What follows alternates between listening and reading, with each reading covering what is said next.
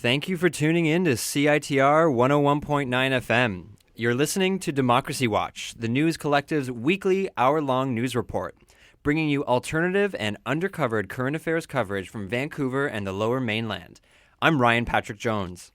I'm Alex DeBoer. And I'm Marika Riaz. It's Thursday, February 1st at 5:02 p.m. We're broadcasting live from UBC's Vancouver campus on the ancestral, traditional, and unceded territories of the Hunkaminam-speaking Musqueam people. Today's show features original reporting from City Hall. First Democracy Watch airs a story on Monday's empty house tax announcement. We will then turn to a piece on local vigils honoring the mass murder of Muslim worshippers in Quebec 1 year ago. After that, Democracy Watch presents a report on the Northeast False Creek plan put before City Council yesterday. This plan involves the development of the False Creek and Strathcona area, currently covered by viaducts, and the reimagining of Vancouver's displaced Black community in Hogan's Alley. But first, headlines from Vancouver and the Lower Mainland.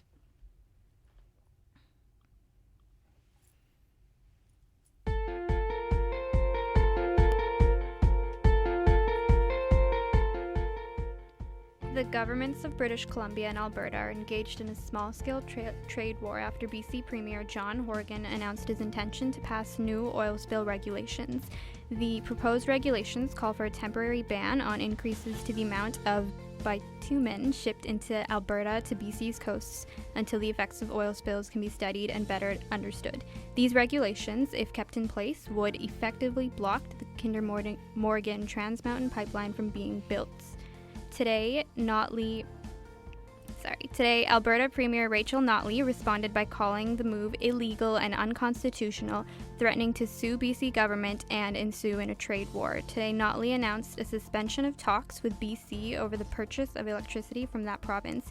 BC currently receives about $500 million revenue each year from electricity purchases. Hogan played down the impact of the proposal, saying no new regulations are in place yet and that a public consultation is underway. So also in the news today, there was a police incident on Mount Seymour, and it closed a popular trail. 2 men have been taken into hospital. So we've heard that it's a possible stabbing on Mount Seymour Thursday morning that closed off the Dog Mountain Trail. Armed police officers were seen heading up the trail, and the mountain is now open to the public. It was closed off for most of the day, but the trail is still being contained by police. The North Shore Rescue was also called in to assist at the scene. Team leader Mike Danks told the Global News that they were originally called in to assist with an injury, but then they changed that to a stabbing. Vancouver City Council approved the rezoning application for an empty lot at 58 West Hastings. You may remember this headline from previous coverage Democracy Watch has done. So the rezoning application includes an integrated health center at the bottom and commercial real estate space, and then it includes 231 units of social housing, half of which will be rented at welfare and pension rates. Those rates are around $375 a month, close to a welfare check. So approval came after a public hearing was held 2 weeks ago where over 50 speakers attended to make their views heard. And the majority of those speakers were opposed to the plan as it stood, which was in large part because Mayor Gregor Robertson made a promise in 2016, a promise that he signed onto a piece of paper, which was a makeshift contract, that said 100% of the units would be rented at welfare and pension rates. So that promise was broken. City Councillor Melissa DeGovna seemed to call out the mayor and address this issue by adding a motion called Keeping Promises, approving and expediting one building of 100% core needed rental housing in the downtown east side. The motion noted that Robertson never took any official action to follow through on his pledge, and the city-owned residence would be dedicated to residents on income assistance. Sorry, who was the councillor who passed that motion, Alex? Melissa DeGenova. All right, thank you. I'm so sorry. Thank you for that correction, No Ryan problem. Patrick Jones. So in a recent motion to change local Crosstown Elementary School's name, the Vancouver School Board voted against this motion. They voted 5-3, and it was to rename the elementary school after a Chinese Canadian. This proposal was put forward by trustee Alan Wong. Another trustee present at the vote, Janet Fraser, said she voted against the proposal because the motion did not come from students or parents, and there are currently no schools in Vancouver named after Chinese Canadians. Yeah, that headline I think is pretty important. There's been a lot of conversations in the media recently, a couple of things I've listened to on the CBC about the symbolism of what we call buildings and streets and other important places in our society. And so I think this is an interesting debate to follow. Yeah, so I'm interested in what the trustee Janet Fraser said in the she basically said that she voted against the proposal because the motion didn't come from the community. So yes, per se, she's not exactly opposed to the motion, like the substance of the motion. But so if that proposal was coming from the community, would she vote for it? Is that what she's saying? That's what I think is implied. That, or she's using that as an excuse to not pass something that she disapproves of in its content. So we don't really know, I guess. All right, so this week, the BC Coroner Service released the final statistics for 2017 relating to the number of overdose deaths in the province. 1,420 people died last year in British Columbia due to illicit drug overdoses. That's a 43% increase from 2016. And that number is actually expected to grow as well as more test results come in. And fentanyl was involved in 80% of the cases, often mixed in with other drugs such as heroin, cocaine, or methamphetamines. The chief coroner called it the most tragic year ever and said that if it weren't for fentanyl, we would not be seeing this many deaths. Some other interesting statistics to come from the report show that nearly 90% of people who died were alone inside a home when they suffered from an overdose. 4 out of 5 of the deaths were men, and more than half of all victims were between the age of 30 and 49. Not alarmingly, but tellingly, nobody died at a supervised injection site or an overdose prevention site. And I think that's one of the most important statistics to come from this report. What do you guys think? Yeah, definitely. And this tragedy is just going on, and drug policy reform is moving slowly, and we just continue to see headlines like this throughout the year. And yeah, it's sad. So the former city planners are warning that passage of the Northeast Falls Creek plan could rob some Vancouver residents of their beloved mountain views. So in 1989, the city passed a policy to protect 11 view corridors that allowed them to see the North Shore Mountains for much of downtown Vancouver. A clause in the Northeast Falls Creek plan would allow future developments to be 42 stories high, partially blocking the view corridor from Cambion 11. Brent Totterain, Vancouver city planner from 2006 to 2012, said residents of Vancouver care about preserving the view corridors. So we're going to talk more about the Northeast Creek plan later in the broadcast. We have some original reporting from City Hall yesterday. So this is one of the important but less important parts of that plan.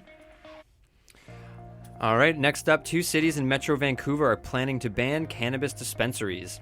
White Rock and Delta city councils both held public hearings this week on bylaw changes that would effectively ban marijuana pot shops within their city limits. The plans come even as the federal government is planning to legalize marijuana across the country on July 1st, although that legislation is still stuck in the Senate and hasn't been passed officially yet. The mayor of White Rock, Wayne Baldwin, pointed out that cities in BC do not allow the cities in BC that do allow dispensaries tend to have their own police force. So, for example, Vancouver, it's got its own police force. It tends to allow dispensaries as well. Whereas White Rock is policed by the RCMP, who enforce federal laws. On top of that, Burnaby, Richmond, and Surrey all don't allow marijuana dispensaries to operate as well. And they all say that they're waiting for the provincial regulations to kick in. And we'll see. Yeah, because I guess it really depends on what the province, the regulatory framework that the province sets up in expectation of the July 1st legalization before they can really make any sound policies regarding marijuana dispensaries. Right. It's a bit confusing how it's different in different cities, but absolutely. Yeah, more to come on that. So Democracy Watch on CITR 11.9 FM will return after a short break, so please stay tuned.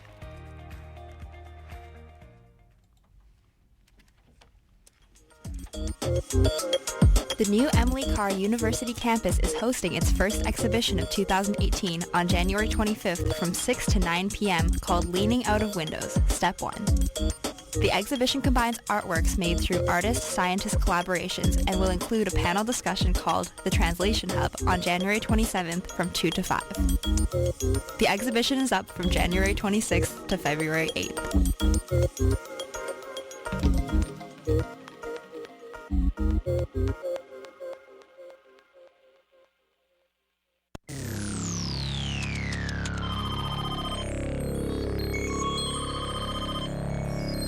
Hello. Hi. Do you want to go to a party with me? No. The game's on.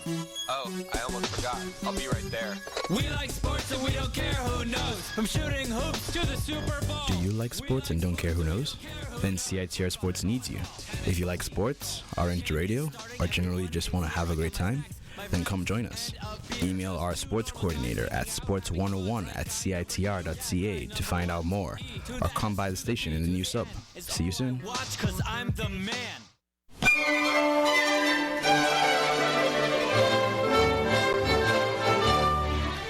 Want to know what's up at UBC? Read the UBC. It's only the largest student newspaper in Western Canada, and it's written and edited entirely by UBC students. The UBC is your source for on-campus news, culture, and sports. New editions come out every Monday and Thursday. For breaking news as well as amazing videos and blogs, check out ubc.ca.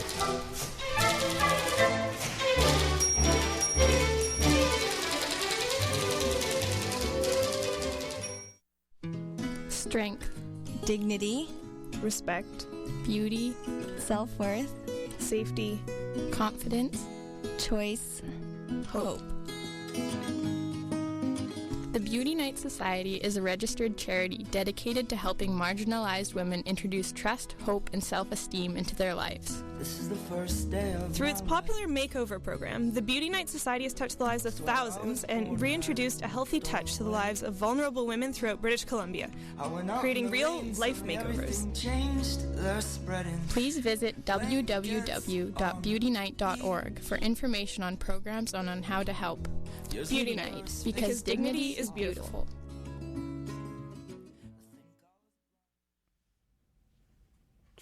We're back. This is Democracy Watch on CITR 101.9 FM.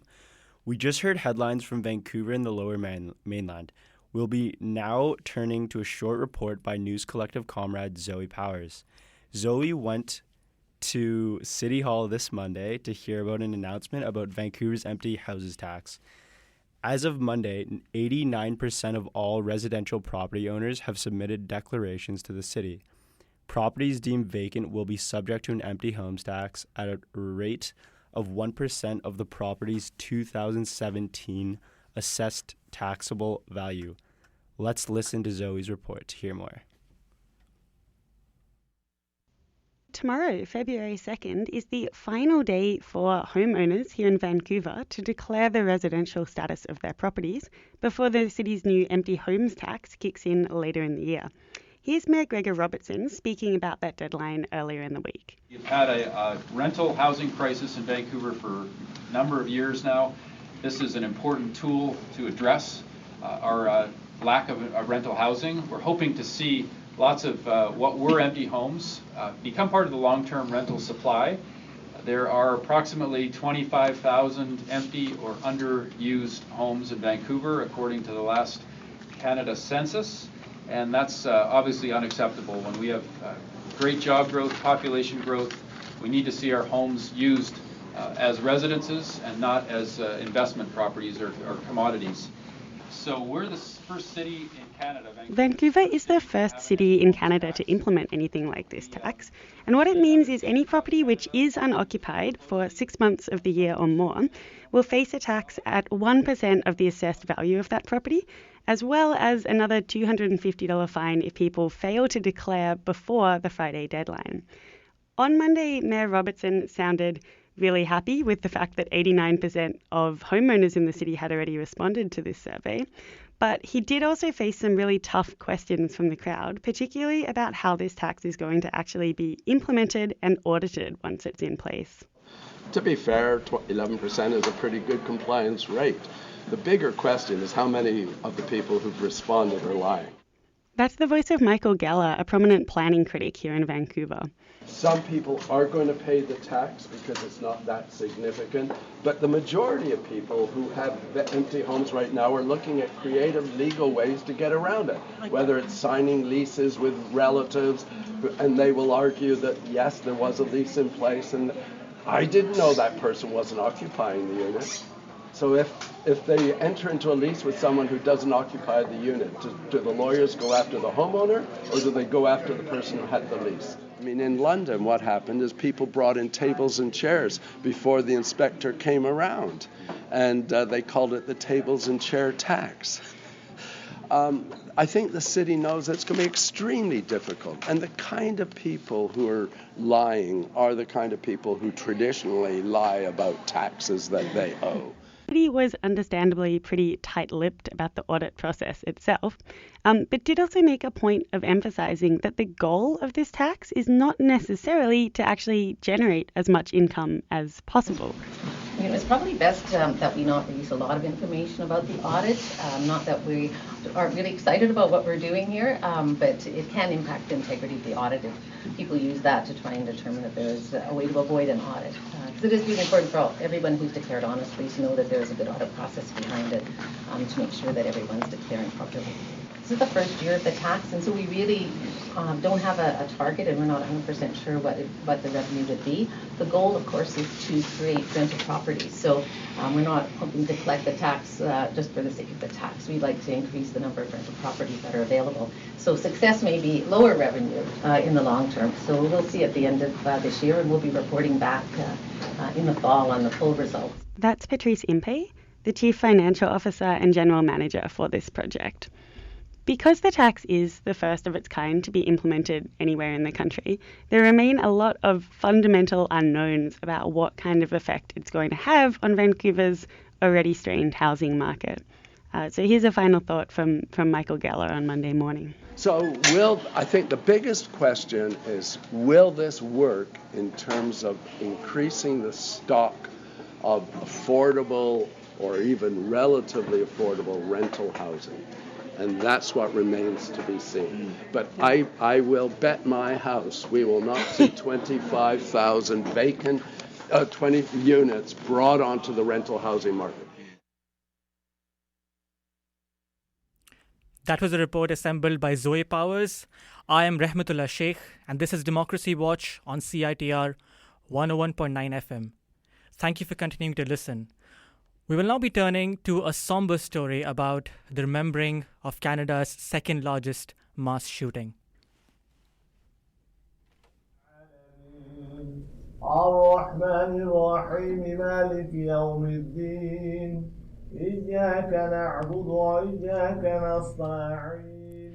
This is how every prayer begins in mosques all over the world. But for 6 men attending the evening prayers at a mosque in Quebec, this was to be the last recitation they hear. On January 29, 2017, a gunman opened fire on worshippers at the Quebec Islamic Cultural Centre, also known as the Grand Mosque. 6 men died, and 19 others were wounded. Now, it's easy for victims to become mere numbers, faceless individuals devoid of both life and an identity worth remembering. And neglect is easier when the victims are foreign to Canada's collective understanding of culture, ethnicity, and even faith. But at Democracy Watch, we will read out their names. Mahmoudou Tanu Bari, Azzuddin Sufyan, Abdul Karim Hassan, Ibrahim Bari, Abu Bakr Sabti, Khalid Belkasmi, these all lost their lives that evening. Vigils were held in commemoration of the victims and survivors across Canada. There were 2 events organized in Vancouver. One of them was held at Al Masjid Al Jamia, Vancouver's oldest mosque. There we spoke to Kashif Ahmed, board chair of the National Council for Canadian Muslims, who explained the state of Islamophobia in British Columbia and Vancouver. But first, we asked him about the significance of this vigil. Today's event was really about standing in solidarity with the families and the victims of the horrific attack in Quebec City on January 29th, 2017. It was about community and coming together in reflection of what we can do to ensure that we remain in Vancouver a place that is welcoming, inclusive, and that stands up against hate of any kind, including Islamophobia. So you told us of a few statistics which paint a grim picture about attacks against religious minorities or minorities in general in BC, in Canada, in Vancouver. Tell us a little bit about it. Well, unfortunately, Stats Canada and other agencies are reporting a general increase in hate crimes, not just against the Muslim community, but against all communities. So there is a concern there about what's fueling this increase and what can we do about it. Unfortunately for the Muslim community, the largest rise has been with respect to the Muslim community. And between 2012 and 2015, there was a 253% increase in police-reported hate crimes. In Vancouver, we don't have direct data, but one of the issues we were talking about at the National Council of Canadian Muslims is encouraging police services across the country to publicly report the hate crime incidents that get reported to them, so that we as a community in Vancouver or in Calgary or elsewhere, wherever we are, have a better idea of what's actually happening in terms of hate crimes. Knowledge is power. So once we know what's happening, we can tackle it. Underreporting is a huge issue. So in Vancouver, the Muslim community is in discussions with the RCMP, with Vancouver Police Department, as to how we can move this forward about better reporting regarding hate crimes, so we know what's actually happening on the ground. So are those discussions going forward and forming into some concrete proposal, or are these still in discussions? They're mostly in discussions. I think there's a willingness on the part of all police services to deal with this issue, but it's also a function of resources. Our police services need more resources to do their jobs effectively. And I think as this discussion goes forward with both with municipal, provincial, and federal governments, we'll see, God willing, some concrete results in the near future that will in fact benefit all communities, not just the Muslim community. What is your sense of the Islamophobia scene in Vancouver? So at the National Council of Canadian Muslims, we track hate crimes reported across the country. We have an online map at www.nccm.ca, which tracks in real time what's actually happening. And in Vancouver, we also have what's called the BC Islamophobia Legal Hotline, which is staffed by lawyers who take calls from members of the public. And both NCCM and the BC Hotline, I think, continue to see reports of hate incidents directed against the Muslim community. Unfortunately, Muslim women continue to be the largest target of hate incidents because they're often visible as Muslims, right? And that is a troubling trend that we need to deal with. Yeah. How is this affecting the Muslim community in Vancouver? Then how are they dealing with this? Unfortunately, I think the community has still not come to full terms with what hate crimes mean. There's a lack of knowledge on the part of many of our members about what to do when a hate crime happens. Up to 2/3 of hate crimes go unreported to police. That's a huge problem. And NCCM started a campaign last year, actually 2 years ago, to encourage people to come up forward and say, hey, I've been victimized and I want to report it to police and to NCCM. So there is still a sense of, I don't know what to do in our community, in the Muslim community in BC and elsewhere. It's not unique to BC, it's unique to the country, the Muslim community across the country. There is a lack of understanding as to how to deal with a hate crime. Many of our people come from backgrounds where they don't trust law enforcement or they don't understand law enforcement and they don't know what their rights are. So getting past that initial hurdle of underreporting is our biggest challenge. Is there a city or a province that Vancouver can look up to as a model which is dealing with Islamophobic attacks rather efficiently? I don't think there's a particular model yet, but there are a few steps being taken across the country that I think are positive. For example, in Ontario, the Ontario government has created an actual anti-racism directorate within the government, which is tasked with looking at issues about systemic racism, discrimination, Islamophobia, anti-Semitism. And they formed community consultative bodies that are in discussion with the government of Ontario as to how to move forward on a concrete anti-racism strategy for Ontario. I think that's something which we can replicate across the country.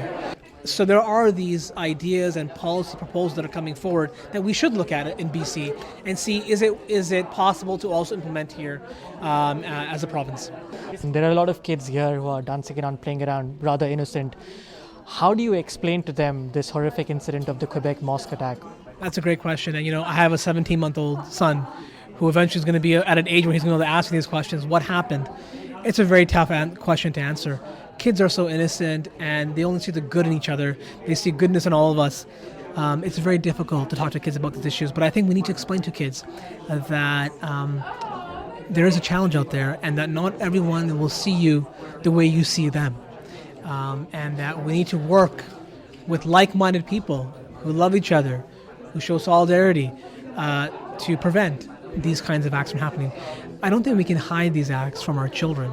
But we need to educate them about what the reality is and how we can work together as Canadians to overcome these horrific events. Right. If there is one message that you would want people to walk out from this mosque after this event, what would that be?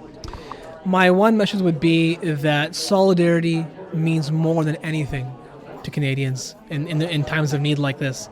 And clearly in this time of need of the Muslim community, Canadians have come out in force, both back on the actual day of the event, January 29, 2017, and every month after. There has been such an outpouring of love and support, and that's the one thing I think we should all remember, that we are all in this together, and that Canadians will continue to be united against hatred.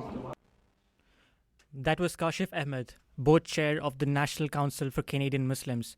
Among the speakers at the vigil was Noor Fadl. She was the victim of an Islamophobic assault on the SkyTrain last December, and she was one of the organizers of the vigil.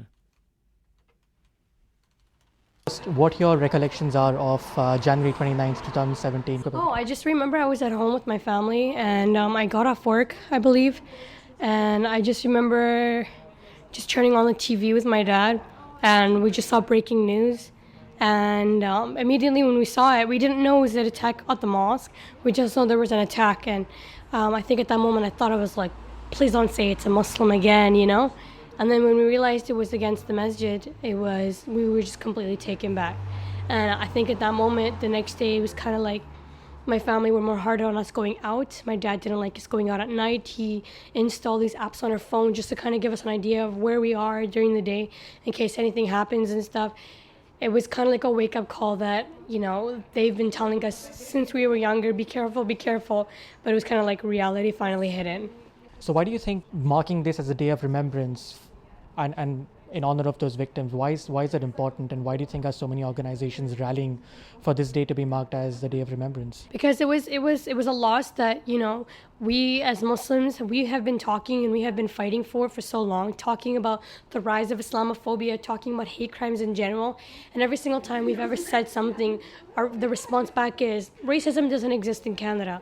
And what happened at the Quebec, what happened there that proved to us that it is happening. And what happened with myself that proves even more that is happening. And we need to have a day to remember those victims of such, crime, and to take that as a day as well for us Muslims in general, for us to be able to speak up our voices and to have a platform and to show people that it does happen, and it doesn't just happen to us, it's happening to minorities, and we need to take it seriously, and we need to take actual action towards it to prevent it from the future. Right, so you were a victim of an alleged Islamophobic attack yourself, yes. And the acting mayor in the mosque read out a proclamation and affirmed his support for survivors and for anyone who may be a victim. Do you think that proclamation is enough? What more can Vancouver do? It's a good start to have the proclamation. It's a good start, but it's a piece of paper. And that's what I see it as. If you want to bring real change and to kind of prevent things and to kind of show that it is real, like I was discussing today, I was at a meeting and we were talking about having it in the education system, having something where we can educate people, because that's where it all comes from. It comes from the lack of knowledge you have on certain religions or certain people or just hate crimes in general. And so having that available and more advertisements on public transportation and in if someone plays soccer, for example, and in the field, just simply wearing a hijab, some girls are told they can't play because of it. To have that, more kind of smaller steps, as in like advertisements on the trains or having that into our school system, can really go a big difference. Since the December 4th attack, what has been the response of the communities in Vancouver about your Islamophobic incident? And does that in some way indicate how Vancouver community at large is dealing with Muslims and how they perceive Muslims in this city? There was a lot of support. There was a lot of support in the beginning, and then it kind of died down a bit. I mean, there wasn't much. I feel like I was met up with all these politicians, and they were sitting with me over coffee or tea or something and talking about change, but then that was all it was. We went home, and life just continued to move on. And so that's why I've been really connecting with people now, and we are creating projects and getting into organizations and meeting up with other organizations to come up with ways to keep the conversation going to actually create change. And I've been getting in touch with the TransLink, some of the members from the TransLink board, and about what things that we can do on TransLink and like Canada Line, for example, and stuff like that, and as well as dealing with the voices of Muslim women. We are organizing some things as well, such as like this vigil today, and just starting small and hopefully getting up there even more. There are many young Muslims in Vancouver who want to affirm to their Islamic faith and at the same time thrive in their Canadian identity. What is your message to people of your age? Be yourself. You know who you are. Society is going to try to change you, and I know it can feel hard. If I'm going to be personal here, and I will, the night before the attack, I was speaking with my mom, and I told her, Mom, what would you do if I took my hijab off? That was the night before the incident happened. And I felt like that was because society was taking over, you know. I felt like I had boundaries around me because I wore the hijab. And then when the attack happened, I realized, and I got asked this question from, I think it was CTV, and they said, do you ever think of taking your hijab off? And I said, not anymore. And I realized it's my identity and it's who I am. And because of it, I am empowered. What happened to me wasn't something good, but it brought good out of it. I was able to twist it around and turn it into something bigger and to give myself a platform. And now I'm out there, and now I'm speaking, and now people look at me and they know who I am, and I inspire them, and I hope to continue to inspire them and to inspire youth to speak up as well. And that's what you need. You have to stay true to yourself and realize your life is a journey, and everything that happens to you happens for a reason. You just have to live by it and stick well to yourself. And from that, believe me, good things will come. Right. As usual, it's a pleasure to speaking to you. Yes, thank you so much pleasure. for No worries at all. Thank you. No worries. Take care. Thank you. Unlike Noor, victims of the Quebec mosque attack were not lucky enough to live and tell their stories. At Monday's vigil, a cousin of Mohamedou Tano, one of those murdered, read out a moving letter from his wife. Tano, he was my cousin. He came to Canada 8 years ago. He studied accounting and was working as accountant. He was the kind of person that you meet in the morning and by the end of the day you became friends with. The kind of person who leaves his cases and help you on yours. He always put the other first. At his workplace, they have organized a memorial and named a room after him. They want people to remember the great human being that he was. I spoke to his wife today. It's not easy for her, but she's up. She stands for her little sons. She told me that the mobilization of the authorities of the Canadian, no matter where they came from, is a big psychological support for her. She wants to thank each and everyone who manifested compassion, love to the victims through prayers or just through their thoughts. My family prayers are with all the victims and injured who are currently fighting with their injuries and traumatism. What happened is the result of ignorance, judging through the only one angle that other people see Islam, judging through the misrepresentation of this religion. I just want to say to these people, come, get to know us, get to know people. You will see wisdom, love, compassion, and not these things that we as Muslims discover like you on the TV. That was a cousin of Mohamedou Tano, one of the deceased. She went on to say there at the vigil that we are in a multicultural world. We may have some differences, but we have so much more in common. Let's focus on this to build a better world and a better place to live in. Now, Muslims in Canada are calling for December 29th to be declared a day of remembrance and action on Islamophobia. And Vancouver responded. On behalf of the mayor, Greg Robertson, the acting mayor of Vancouver, Raymond Louis, read out a proclamation at the mosque. I'm here to read a proclamation, a day of remembrance and action on Islamophobia. whereas the City of Vancouver affirms that Islamophobia, like all other forms of racism, hate, xenophobia, and bigotry, has no place in Vancouver. And whereas the City of Vancouver lowered their flag in honor of the lives lost in January 29, 2017 in the Quebec mosque shooting. And whereas the City of Vancouver hopes that all orders of government will designate January 29th as a day of remembrance and action on Islamophobia for future years. Now, therefore, I, Raymond Louis, on behalf of our Mayor Gregor Robertson, Mayor of the City of Vancouver, do hereby proclaim January 29th, 2018 as a day of remembrance and action on Islamophobia in the City of Vancouver.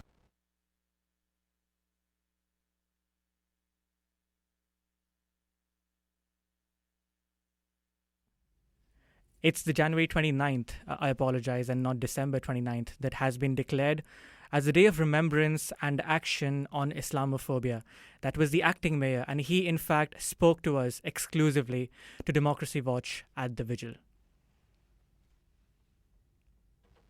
The acting mayor read out a proclamation to remember this day and mark this day as a day of remembrance. What does this signify for the Muslim community in Vancouver? I think this signifies solidarity. I think it signifies that the vast... So you read out a proclamation in the mosque. So could you give the listeners an idea of what the proclamation was? Well, the proclamation that was produced by the mayor, Mayor Robertson, and the City of Vancouver was in recognition that Islamophobia and all forms of racism or xenophobia, bigotry, hatred is not something that we would tolerate in the City of Vancouver.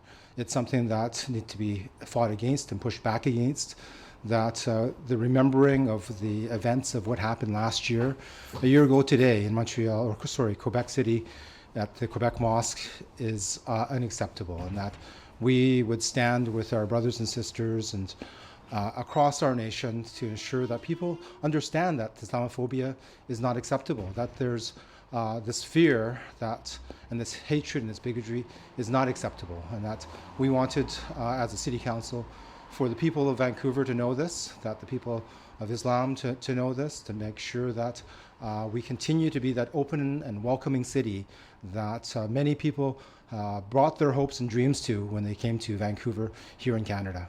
So BC has seen an uptick in attacks against minorities, and Noor Fadl, who's in the mosque right now, also was allegedly a victim of an Islamophobic attack. Are there any firm initiatives or any firm actions that the government is going to take for making Vancouver a safer city, as you have been saying right now? Well, that's, as you state, it has been on the uptick, and this is why it requires not just government, but us as a society to take united action, to take the necessary steps to inform people, to educate themselves, but also to educate others about how important it is for us to have an inclusive society. That through an understanding, we hope that people gain a better respect of their fellow human being, that this will in turn lower the tensions, lower the fears, because most of these fears, I think, are just of the unknown. We, of course, as necessary, take strong action through our police, that we will fully investigate and bring to bear the force of the law as necessary. But our hope is that Vancouver, which has I think, a great reputation as a welcoming city, with the majority of its people being from someplace other than Europe and spoke another language other than English to start with. This is the type of place that I think is an example for the world, and this is why Vancouver continues to, I think, put forward these types of proclamations to ensure that people understand this. There are some young Muslims in the mosque too and across Vancouver. What would be your message to those young Muslims to grow up in a community where they can retain their Muslim identity and at the same time be proud Canadians? Well, first and foremost, that it is Canadian to have multiple identities, that you do not need to subscribe to a single type of worship or come from a unique place to be Canadian. Being Canadian is being from many, many places, and I would say to those young people that come that are in the mosque today or from any walk of life that that is the most important thing to remember. Do not be ashamed of who you are and be proud. Thank you so much for speaking to us. We appreciate your time. That was the acting mayor, Raymond Louis, speaking exclusively to Democracy Watch. But now the demands to mark the day as an action against Islamophobia attracted some controversy. We spoke to Kashif Ahmed from National Council for Canadian Muslims to weigh in on this. Mayor read out a proclamation to remember this day and mark this day as a day of remembrance. What does this signify for the Muslim community in Vancouver? I think this signifies solidarity. I think it signifies that the vast majority of Canadians, the vast majority of Vancouverites, stand against this kind of hatred and Islamophobia. No one wants to see anyone victimized like this.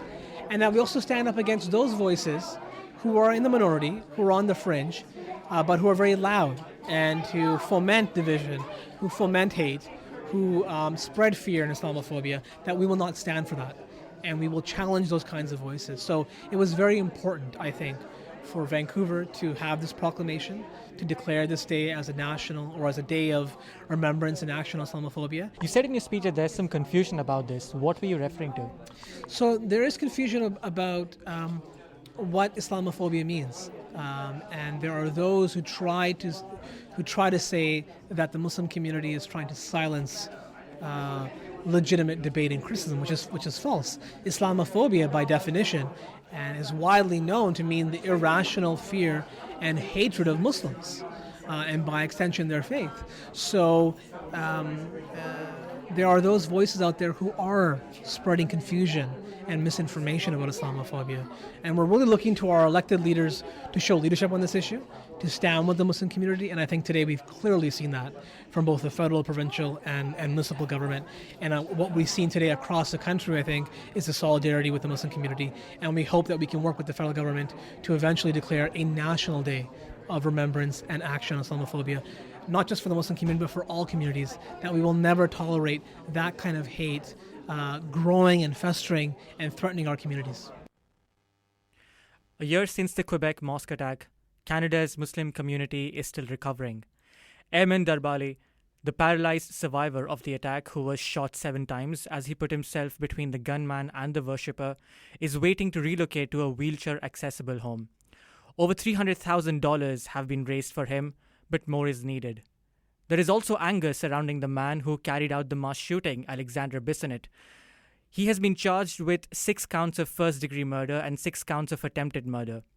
As he goes into trial this March, some are demanding a stricter judicial process. But there's something more deep-rooted beyond these sentiments of one horrific incident. At the vigil, we spoke to Mary Layton, founder of BC Language Partners, an organization that pairs people to help them learn different languages and build cultural understanding. She says relations between Muslims and other community members in Vancouver should go beyond just tolerance. Here's Mary Layton. Have any recollections of January 29th of 2017? Yeah, I remember hearing about the attack and just being in shock. I've lived in the province of Quebec in the past, so I heard from some friends and acquaintances about it there, and I was just, overwhelmed.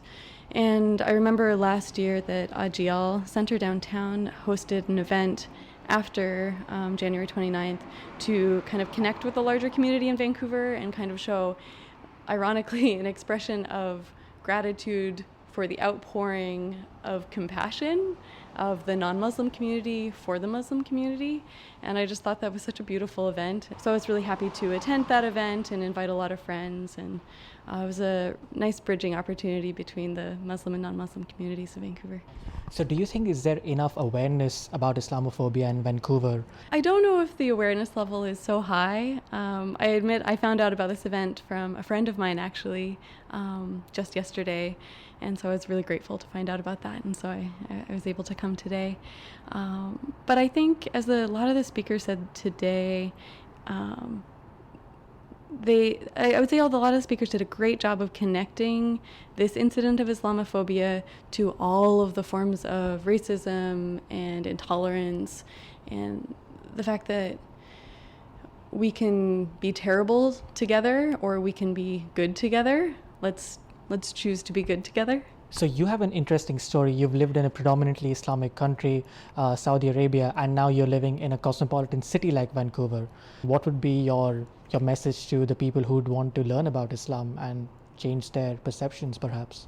I would say there's something even more fun available to you than tolerance, which is actually connecting with Muslims in this city.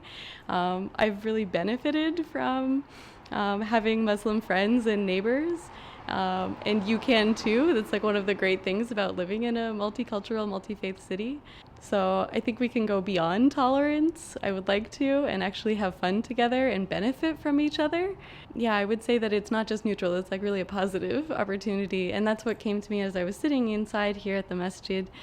You know, I feel happy, I feel comfortable, I look around, I see the carpets, I see the familiar photos of Mecca. People are kind, people are curious, no one's trying to convert you.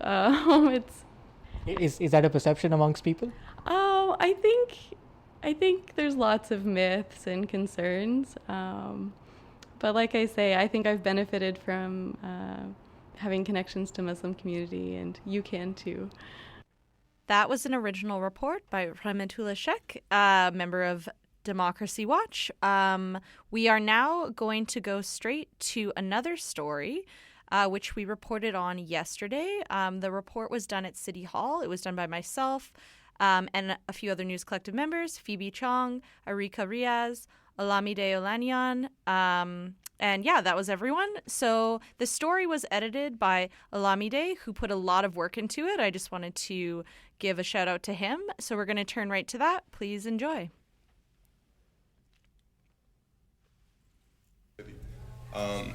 There's one point I want to make, which is that an experience that I think all racialized people in the city can relate to. When you walk down the street and you see someone else of color, we tend to nod at each other. Even if it's a complete stranger, even if it's in a completely, you might not even say anything, you might just walk past someone. But it's a common understanding in that moment of the experience that each person has had. It's something very profound in that moment, and it's kind of strange, it's unspoken. At Vancouver City Hall this Wednesday, people spoke for and against the existing Northeast Falls Creek Plan, or the NEFC, a plan that could also decide the fate and future of a reimagined Hogan's Alley. When the city of Vancouver decided to tear down the Georgia and Dunsmuir viaducts in 2015, it created the NEFC to develop the area that would be left behind. The area spans from Falls Creek to Chinatown. Part of the plan seeks to address the damage done to Vancouver's black community known as Hogan's Alley, which was displaced when the viaducts were built. I'm Joshua Tecumseh, or known in the city as Joshua Robertson. I'm Communications Director at Hogan's Alley Society. Great, thanks. Can you tell us why you're here today at City Hall? I'm here to support the Northeast Falls Creek Plan with certain amendments. The distinction on the amendments is 100% rental housing on the Hogan's Alley block, what's known as the Hogan's Alley block, and 70% below market housing on that development. As well, we want to change the language to a commitment to working with the black population rather than just kind of a vision of doing so. And so we think there's a strong language into that. And we think with that, we're going to achieve some of the things around combating gentrification, things like that. Other things that could potentially happen in this plan if there wasn't a social housing, if there wasn't a commitment to working in the black community. And that's something that we want to make sure that we avoid with any future developments in the city. There are three options in front of the council. The first is an approval of the plan as is. The second, which is the preferred option by the Hogan's Alley Working Group, is an approval of the plan with changes made to it. The third is for the council floor to refer to staff. This last option means that the existing plan, including the Hogan's Alley block, will be dead. Several members of the Hogan's Alley Society and the Hogan's Alley Working Group spoke before council. One was Antonia Ogundele. She represented both the Hogan's Alley Working Group and the NEFC Stewardship Group. Democracy Watch caught up with her after her speech. I was just going to ask, so to clarify, you're in favor of the current plan, but with amendments, or you're in favor with the amendments that were put forward by the Hogan's Alley Working Group as well. Perfect. And any sort of amendments put forward, there are amendments that are being put forward by members of the stewardship group. I've already communicated my support for their amendments, and so, yeah. Increased affordability of the Main Street blocks and a commitment to continue working with the community are amendments that the working group is proposing. Stephanie Allen, a member of Hogan's Alley Working Group, addressed that in her speech to the council. The Northeast Falls Creek Plan has done a good job of capturing the result of the consultation process with the Black community. Indeed, there is a chapter in a city planning document in this country entitled Reconciliation. That demonstrates that we're moving the needle towards a more inclusive and just city, but we're not at the promised land just yet. That's why I'm encouraging you to adopt the Northeast Falls Creek Plan with the following amendments you've heard today. Changing 15.1.4 from targeting 300 social housing units to targeting 100% rental housing on the Main Street blocks, consisting of 70% below market rental, which would also include the 300 social housing units previously identified. These are city-owned lands that you came into the title of because of colonization on Indigenous lands, and then through displacement of the Black community. The city should not be seeking to extract funding for the Northeast Falls Creek Plan by privatizing lands into market development. There were many different groups speaking about the plan. These included stakeholders in the NEFC, such as members from the Dragon Boat and rowing communities. Many people at City Hall discussed solidarity with other marginalized groups who could also be affected by the plan. There were speakers addressing council on behalf of Indigenous folks in the downtown east side and anti-gentrification efforts in Chinatown. Most of them expressed complete support for the plan, but with amendments. Democracy Watch spoke with Listen Chen from the Alliance Against Displacement, an organization that fights against the displacement of low-income communities. There's some mixed feelings. I wholeheartedly support the Hogan's Alley Working Group's vision, and I think City Council should, as expediently as possible, start to push forward that section of the plan. That being said, that's a very small portion geographically of the entire plan, and everything outside of Hogan's Alley I think will be disastrous for the people who are most affected by the housing crisis. Of the units that that's part of their target for the plan, half of them, in terms of social housing, half of them are going to be embedded into condo developments as this mass blanket inclusionary zoning of 20% social housing. So there's two problems with that. One is that the city uses the word social housing or affordable housing constantly without actually explaining to whom that's affordable. And so we've seen in the past that a lot of the time when they're talking about social housing, they mean HILS rates. They don't mean welfare and shelter rate. So they're not actually creating social housing for people who are most at risk of homelessness or who are currently homeless. So that's one problem. The second problem is that this narrative of inclusionary zoning presumes that the market will solve our problems, that we just need developers to, as part of their community amenity contributions, include a handful of quote-unquote social housing units. But this is just a market lever that fuels development, that ensures that there will be 20 to 25 glass condo towers around Falls Creek. So I'm extremely critical of that and of the broader narrative around inclusionary zoning, which we see other cities like New York taking up, and similar critiques coming from grassroots organizations and allied scholars. Alliance Against Displacement released a statement called the Janus-Faced Plan. It's named after the Roman two-faced god and used as a metaphor for what the Alliance sees as a contradiction in the NEFC plan. One face looks to the past and claims to make reparations for racial injustices. The other looks forward, with only an interest in maximizing profits. The rest of the plan does not help with the ongoing housing crisis or with the issues of displacement and homelessness. According to the group, there might be a fourth option that the council isn't considering yet. There's precedent for the council taking a section out of a zoning area and pushing it forward and sending the rest back to community consultation. They've done that before. I think if they wanted to, they could absolutely do that. Could you mention where is that? It was the downtown east side planning, and in 2011 there was a section of Chinatown that had received a whole bunch of community consultation around rezoning, I think around Pender Street. And when the whole plan came to council, they decided to push forward with the section that had received a bunch of community consultation, and then to send the rest of it back to the drawing board. And what happened to the rest of it? Did it end up?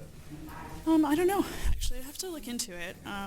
But I learned about that precedent. So I think what will happen is I will say push forward with HOG immediately, because people are concerned that the project will completely die if you don't assure them that you can push forward. Don't use that as an excuse to justify the displacement of the rest of the plan and send that back to the drawing board. And then they'll probably turn to me and be like, are you saying you want Hogan's Alley to be destroyed? Because that tends to be how they think. It's within very narrow conceptions of what's possible. Listen thinks that this plan could be an opportunity to engage with forces causing homelessness and unaffordability in Vancouver. There's two functions in coming here. One is to try to get City Council to make better decisions, which I think a lot of us have doubts as to what the possibilities are there. But even beyond that, I think it's helpful to take a nuanced look at the plan and outline the broader dynamics. And I think, as I mentioned earlier, this reliance on the market is extremely troublesome. It's bigger than just the city. As we know, the NDP's official policy on housing is social mix, which is coded for gentrifying projects.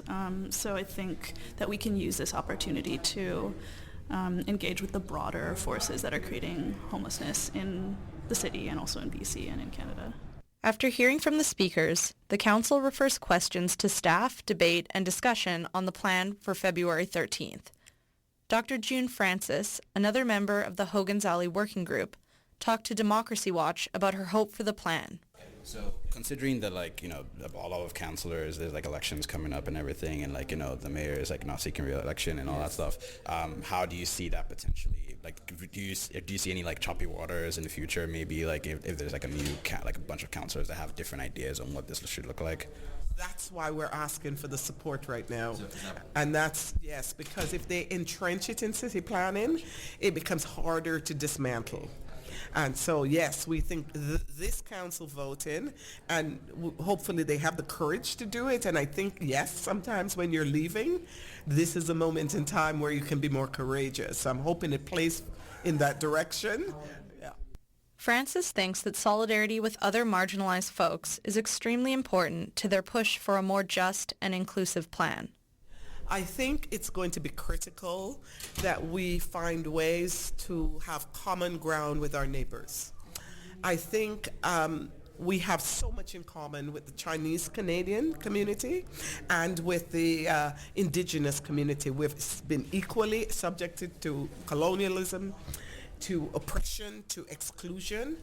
And what we must avoid, I think, at all costs is not to get divided and conquered.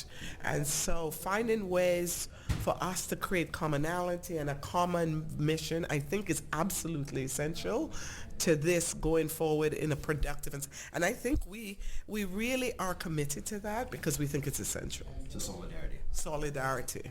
I'm Alex DeBoer. And I'm Olamide Olaniyan, reporting for Democracy Watch on CITR 101.9 FM. All right, and we're back. I think you just cut off Olamide's name from that piece, but that's all right. So that was produced by mostly Olamide and myself, and reported on by myself, Phoebe, Arika, and Olamide. So hope you guys enjoyed that. This is Democracy Watch on CITR 101.9 FM. We are now just going to have a brief discussion. Our show normally ends at 6, which is in 1 minute. However, because the show after us, I believe, is a fill-in, we might go over by about 10 minutes. So please enjoy this discussion. I think Arika is going to kick it off.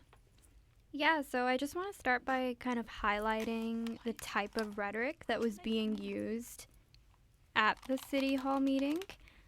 Everything, in the proposed plan, everything that City Council put out, it was just very general. There were no specific promises or specific recognition of the Black community or Indigenous populations or anyone who was displaced. And, I was just thinking it's all very reminiscent to the kind of rhetoric that's being used at the national level.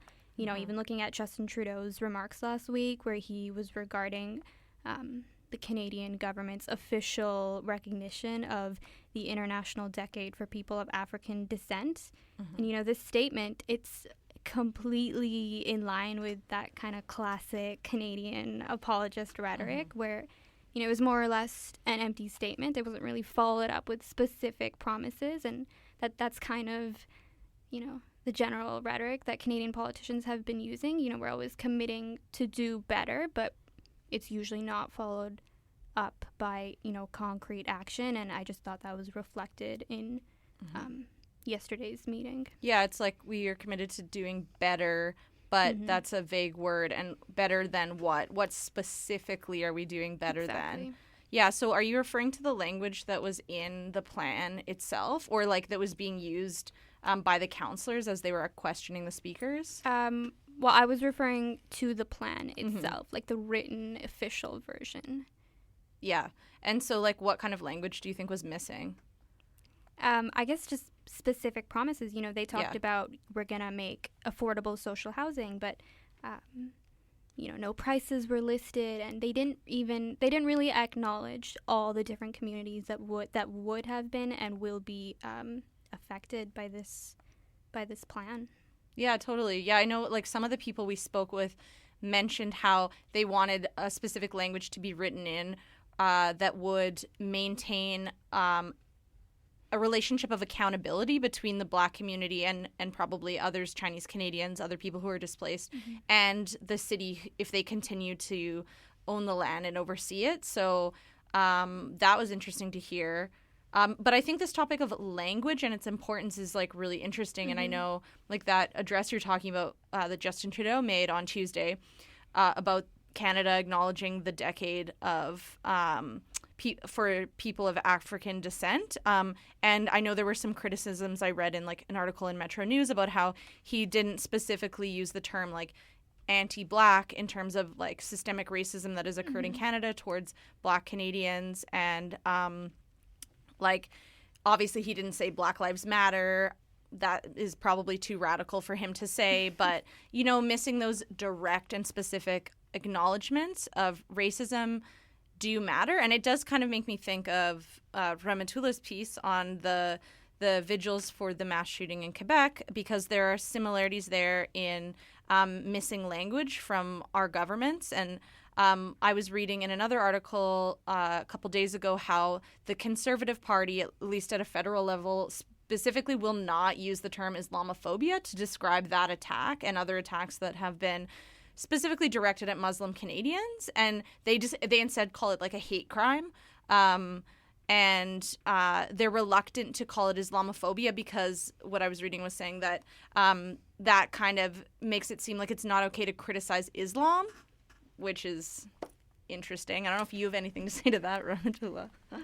Yeah, that's one of the controversies that you were talking about. So when there was this movement to mark this day as a day of remembrance and action on Islamophobia, some people said, hey, hold on, what exactly are you trying to say? Are you trying to say that we can't really comment on Islam or criticize it?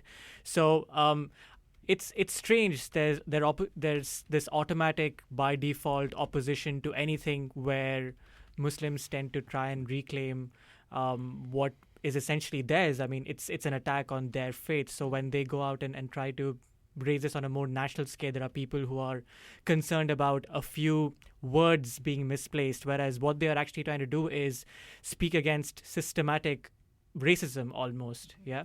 You know, I sorry, do you want to jump in there, Alex? I just wanted to add that like this is part of this larger conversation that's happening in Canada in journalism and the literary world about like people feeling censored, right? So it's like, ooh, white Canadians feeling censored, like that appropriation prize thing. And like, you know, I think Jesse Wente of the CBC voiced some really great criticisms of that. But like this argument, like Jonathan Kay and other gateholders in Canadian journalism and literature who are often white are saying, you know, we don't want our freedom to criticize Islam to be cut back on. I don't want my freedom to, you know, explore other cultures in my writing to be cut back on. But it's like, is that really something you're afraid of? What's more dangerous? People perpetuating stereotypes that lead to actual violence, pain, and death, or you as like a white person in a place of privilege having maybe some restrictions on what you can write about? So I see an interesting parallel with as you mentioned, the refusal among especially conservative politicians to use the word Islamophobia.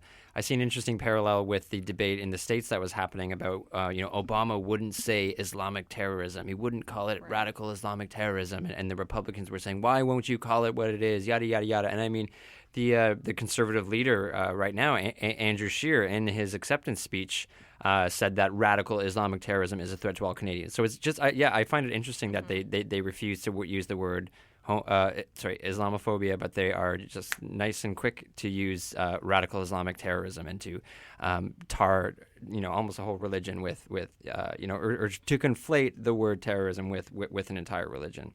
Yeah, I mean, that's super interesting. That's just like a blatant irony. Like, that's... Irony, I would call it hypocrisy. Hypocrisy, rather. It's maybe still ironic, but yeah, it's that's very interesting. If you're not going to use the word Islam as tied to hate crimes committed or caused, then don't use it for either. Touché. So besides that being at the City Hall on Wednesday, one thing that came up a lot that was discussed in our story was the sort of solidarity and recognition between different groups who were displaced when the viaducts went up in the 60s under the banner of removing urban blight, which was a phrase the city used.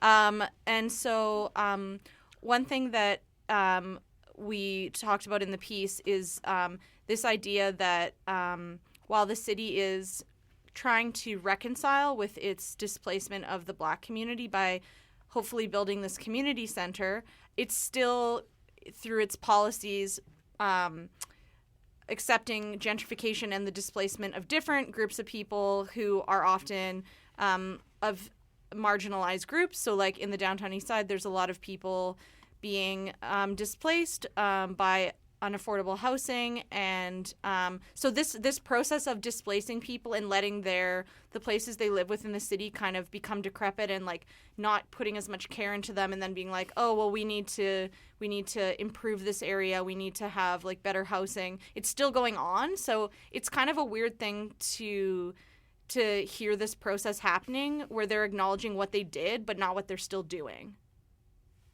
I don't know. Anyone have anything to say about that?